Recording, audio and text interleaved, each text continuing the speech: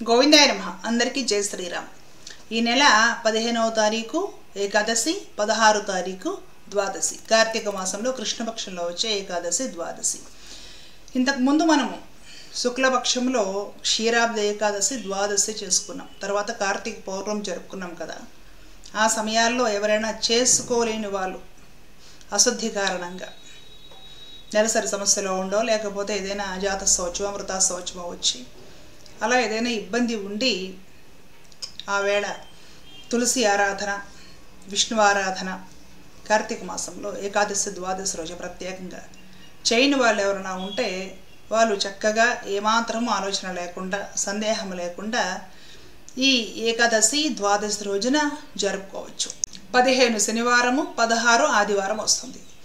ఉద్యోగాలు చేసే మహిళలు ఎవరైనా ఉంటే కూడా వాళ్ళు కూడా కాస్త తీరిగ్గా ఉంటుంది కదా. ఆదివారం అంటే ఏకాదశి కుదరకపోతే ద్వాదశి రోజైనా సరే, అంటే ఈ కార్తీక మాసం అంతా కూడా చేయని వాళ్ళు, స్నానాలు అవన్నీ కూడా చేయడానికి కుదరని వాళ్ళు, ఆరోగ్యాలు సరిగ్గా లేని వాళ్ళు, తీరని వాళ్ళు ఎవరైనా సరే ఈ శని ఆదివారంలో చక్కగా మీరు దేవాలయాలకు వెళ్ళడము, దీపారాధన చేసుకోవడము, 108 వత్తులు కట్టో 365 వత్తులు కట్టో వెలిగించాలని మనసు ఉంటుంది కదా. ఆ కోరిక ఉండిపోయిన వాళ్ళు ఇంతకు ముందుగా నీకు కుదరకపోతే చక్కగా ఈ కార్తీక మాసంలో ఇది చివరి ఏకాదశి ద్వాదశి కాబట్టి ఆలయాలకు వెళ్ళడము, ఇంట్లో కూడా దీపారాధన చేసుకోవచ్చు, తులసి దగ్గర దీపారాధన చేసి పూజ చేసుకోవచ్చు, ఆలయానికి వెళ్ళేసేసి కూడా దీపారాధన చేసి భగవంతుడిని సేవించుకోవచ్చు. అలాగే తీరిగ్గా ఉండి ఆరోగ్యం బాగుండి కుదిరిన వాళ్ళు ఏకాదశి ద్వాదశి తిథులలో కుదిరితే ఈ రెండిట్లో ఒక తిథి రోజైనా సరే మీ దగ్గరగా ఏదైనా నదులు, జలాశయాలు, ప్రవాహాలు ఉంటే చక్కగా స్నానం కూడా చేసుకోవచ్చు. ఉపవాసం ఉండే ఓపిక ఉంటే ఉపవాసం ఉండండి. ఓపిక లేని వాళ్ళకి ఉపవాసం అక్కర్లేదు. లైట్గా భోజనం తీసుకోండి. విపరీతంగా కారాలు, మసాలాలు లేకుండా సాత్విక శాకాహారము తేలిగ్గా తీసుకోవచ్చు. అది కూడా ఉపవాసం కిందకే వస్తుంది. అంటే ఏంటంటే ఏకాదశి ద్వాదశి అయిపోయిన తర్వాత ఇక మనకి అమావాస్య వచ్చేస్తుంది. అక్కడికి మనం ఆ తర్వాత పోలీస్ వర్గం రోజున నమస్కారం చేసేసుకొని, పోలికి నమస్కారం చేసుకొని ఆమెను స్మరించుకొని అక్కడికి కార్తీక మాసానికి ముగింపు పలికేస్తాము. ఆ రోజు నుండి మార్గశిర మాసం ఆరంభమవుతుంది. ఈ కార్తీక మాసంలో వచ్చే ఏకాదశి ద్వాదశి రోజున తేలిగ్గా ధరించడం కోసము పెద్దగా హడావిడి అట్టహాసము ఏమీ అక్కర్లేదండి. మీ ఇంట్లో ఉండే చిన్నపాటి వెంకటేశ్వర స్వామి వారి ఫోటోనో, రాముల వారి ఫోటోనో ఏదో ఒకటి ఉంటుంది. లేదంటే చిన్న ప్రతిమ, బొమ్మో, చిన్న చిన్న విగ్రహమో, మూర్తో ఏదో ఒకటి ఉంటుంది. దానికి ఎప్పటిలాగే చిన్నపాటి దీపం వెలిగించుకొని కాస్త హారతి ఏదైనా ఇచ్చుకొని ఏదో పండ్లో ఏదో ఒకటి కాస్త నైవేద్యం పెట్టి మీకు వచ్చిన స్తోత్రమో లేదంటే ద్వాదశ నామాలు చదువుకోండి. విష్ణు సహస్రము పాడాలనుకుంటే ఓపికంటే కూర్చొని విష్ణు సహస్రం పాడుకోండి. లేదంటే కృష్ణాష్టకము, రామనామము, మీకు వచ్చిన పాటో పద్యమో ఏదో ఒకటి పాడుకోండి. కాస్త తులసి ఉందనుకోండి, ఆ తులసితోటి కేశవాయ నమః, నారాయణాయ నమః, మాధవాయ నమః, గోవిందాయ నమః అనుకుంటూ ఆ స్వామి నామాలు చదువుకుంటూ తులసి సమర్పించి స్వామిని సేవించుకోండి. అలాగే తులసి కోటలో ఏకాదశి ద్వాదశి రోజున మామూలుగా క్షీరాబ్ద ఏకాదశికి ద్వాదశికి చేస్తారు. ఆ రోజు చేయడానికి కుదరని వాళ్ళు తులసి కోటలోనో చిన్న వెంకటేశ్వర స్వామి వారి విగ్రహమో ఫోటోనో ఉంచేసి తులసి దగ్గర, తులసి సన్నిధిలో ఆ స్వామిని కార్తీక దామోదరుడుగా భావించుకొని చిన్నపాటి దీపము, ధూపము, కాసిన పువ్వులు సమర్పించేసి మీకు వచ్చిన పాటో పద్యమో లేదంటే నామమో చెప్పుకోనైనా సరే నమస్కారం చేసుకోవచ్చు. తులసి దామోదర సేవ అంటే అదే. దానికేం పెద్ద అట్టహాసం, ఆడంబరం అక్కర్లేదు. అట్టహాసాలు ఆడంబరంగా చేసుకునే వాళ్ళు చేసుకోవచ్చు, ఇబ్బంది ఏం లేదు, అభ్యంతరం ఏం లేదు. కానీ అందరూ అలాగే చేసి తీరాలని లేదు. యథాశక్తి పిండి కొలది రొట్టె, మీకు ఎంత కుదిరితే అంత చేసుకోండి.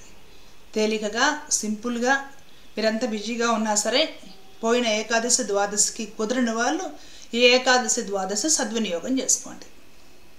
లేదు పోయిన ఏకాదశికి ద్వాదశికి చేసామండి ఈసారి కూడా చేయాలా అంటే ఏముంది, ఇబ్బంది ఏముంది, ఎప్పటిలాగే నిత్య దీపం పెట్టుకొని కాస్త అంత భగవన్నామస్మరణ చేసుకోవడమే కదా. తులసి దగ్గర ఎలాగో దీపం పెడతాం, కార్తీక మాసం పొడుగునా పెడతాం, అదే ఏకాదశికి ద్వాదశికి కూడా పెడుతున్నాం, ఇంట్లోనూ పెడతాం, భగవన్నామస్మరణ ఎలాగో చేసుకుంటాం. కుదిరినప్పుడు దేవాలయాలకు వెళ్ళొస్తాం. అదే ప్రత్యేకంగా ఉపవాసం ఓపికన్న వాళ్ళు, ఆరోగ్యం బాగున్న వాళ్ళు చేయండి. ఓపిక లేని వాళ్ళు ఉపవాసం అక్కర్లేదు. సాత్వికంగా లైట్గా కడుపు నిండా అంటే కాస్త టైం చూసుకొని ఆహారం చేస్తుండండి. అంటే ఈ డయాబెటిక్ పేషెంట్స్ వాళ్ళు ఉంటారు కదా, కాస్త ఆరోగ్యం బాగాలేక వీక్గా ఉన్న వాళ్ళు ఆహారం తీసుకోండి.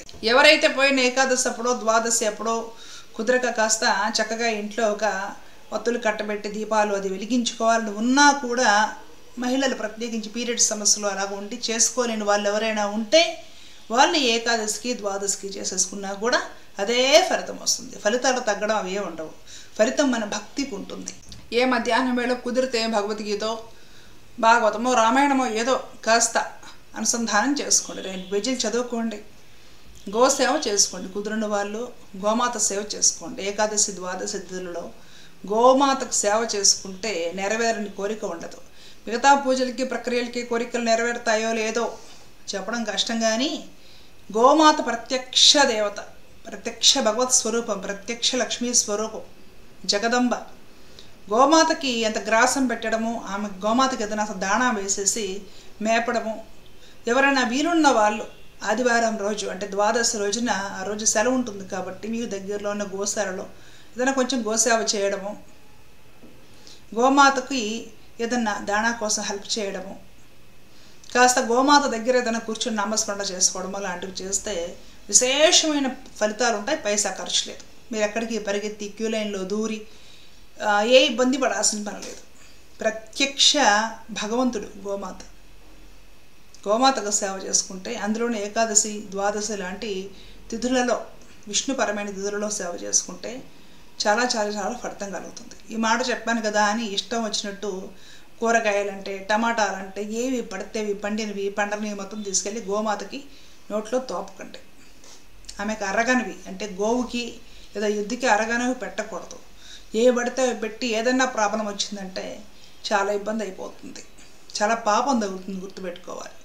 ఇంతకుముందు ఎవరో నాకు అప్పట్లో చెప్పారు, ఏదో గ్రహ దోషాలు పోవాలనే ఉద్దేశంతో నల్ల నువ్వులు తీసుకొని వెళ్ళి గోమాతకి వద్దంటున్నా సరే బలవంతంగా తినిపించేశారట.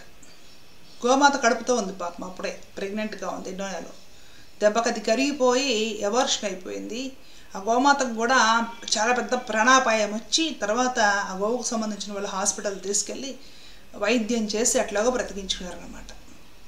మన గ్రహదోషాలు తిరగడానికి, మన కోరికలు తిరగడానికి పిచ్చి పిచ్చి పనులన్నీ చేయకండి. నువ్వులు పెట్టేయడం, వద్దన్నా కూడా బెల్లం దూర్చేయడం నోట్లో, ఏవి పడితే అవి కుళ్ళిపోయినవి, కూరగాయలు టమాటాలు ఏవి పడితే అవి పెట్టేయడం. అరటిపళ్ళు కూడా ఊరికి తెగ పెట్టేయకూడదు. గోవుకు అరటిపండు కూడా అరగదు, చర్మం తిరిగి పెట్టేస్తుంటారు. గోవు తినే గ్రాసం ఎండుగడ్డి, పచ్చగడ్డి లేదా దాణ గోవు తినే ఉంటుంది. గోమాతకి ఏది ఆరోగ్యకరమో ఏది క్షేమం వాటిని మాత్రమే వేసి మేపే ప్రయత్నం చేయండి. లేదంటే అవి పెట్టగలిగే మీకు బాగా తెలిసిన గోశాలలు ఏమైనా ఉంటే జెన్యూన్గా కాస్త గోసేవ చేసేవాళ్ళు, అలాంటి వాళ్ళకి కాస్త సహకరించండి. దాణా బస్తాలు మీరే తీసి ఇవ్వడము, లేదంటే వాళ్ళ కళ్ళ ముందు ఏదైనా వాళ్ళకి దాణా బస్తాలకి ఏదైనా ఇచ్చి సేవ చేయడము, ఆర్థికంగా అయినా సరే అలాంటివి చేసి గోమాతకు సేవ చేసుకోండి. కార్తీక మాసంలో చక్కగా ఉత్తమమైన ఫలితాలు ఉంటాయి. గోమాత కడుపు నిండా తిందంటే, తృప్తి పడిందంటే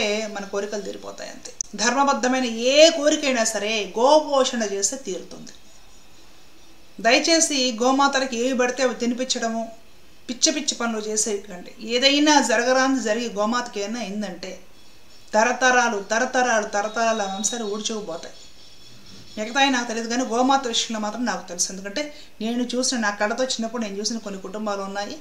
అంతకంటే వివరించి నేను పబ్లిక్లో చెప్పలేను. చెప్తున్నా, గోమాత విషయంలో ఏవి పడితే అవి తినిపించడము, గోమాత ఆరోగ్యానికి చేటు చేసే పనులు చేయడం లాంటివి చేయకండి. చక్కగా ఏకాదశి ద్వాదశి సద్వినియోగం చేసుకోండి. దగ్గరలో ఉన్న విష్ణు ఆలయాలకు వెళ్ళేసి స్వామికి తులసి సమర్పించి సేవించుకోండి. లేదంటే కేవలం ఇంట్లో అయినా సరే స్వామికి దీపారాధన చేసి మీకు వచ్చిన నామస్మరణలో భజనో పాటలో కీర్తనలో పాడుకోండి. భగవద్గీత రామాయణం లాంటివి అయినా చదువుకోండి. ఎవరైనా మహాత్ములు చెప్పిన ప్రవచనాలు వినండి. వీరైనంత కుదిరినంత గోసేవ చేసుకోండి. అలాగే ఎవరైనా సరే పాపము ఆకలితో ఉన్న వాళ్ళకి అన్నం పెట్టండి. కష్టాల్లో ఉన్న వాళ్ళకి సహాయం చేయండి. ఏది చేసినా భగవంతుడికి మనం చేసే సేవ అవుతుంది. సర్వం విష్ణుమయం జగత్, మొత్తం అంతా కూడా శ్రీ మహావిష్ణువే వ్యాపించి ఉన్నాడు. కాబట్టి కష్టాల్లో ఉన్న వాళ్ళకి సేవ చేసిన, గోమాతకు సేవ చేసిన, ఏం చేసినా కూడా ఆ సేవ ఆయనకే చేరుతుంది. కాబట్టి ఈ విధంగా మీకు తోచినంతలో సేవ చేసుకుంటూ ఈ కార్తీక మాసంలో, ఈ కార్తీక మాసం పూర్తవుతుందనగా ఈ ఏకాదశి ద్వాదశి శని ఆదివారంలో వస్తుంది. కాబట్టి మీకు ఓపికన్నంతలోనే చక్కగా స్వామిని సేవించుకొని మానవ జన్మ తరించే ప్రయత్నం చేయండి. ఆర్భాటాలు అట్టహాసాలు హంగులు అవసరం లేదు, ఉన్నంతలోనే ప్రయత్నం చేయండి. భగవంతుడు అందరినీ కూడా చల్లగా చూస్తాడు. భగవంతుడు చూసేది మన శ్రద్ధ, భక్తి, మనకు పరమాత్మ పట్ల ఉన్న నిస్వార్థమైన కామనారహితమైన ప్రేమ. దానికి డబ్బు ఖర్చుతోటి హంగులతోటి పనేమీ లేదు. చక్కగా మీకు ఈ వీడియో ఉపయోగపడుతుందని భావిస్తున్నాను. ధర్మో రక్షిత రక్షిత. జై శ్రీమన్నారాయణ. కృష్ణార్పణ.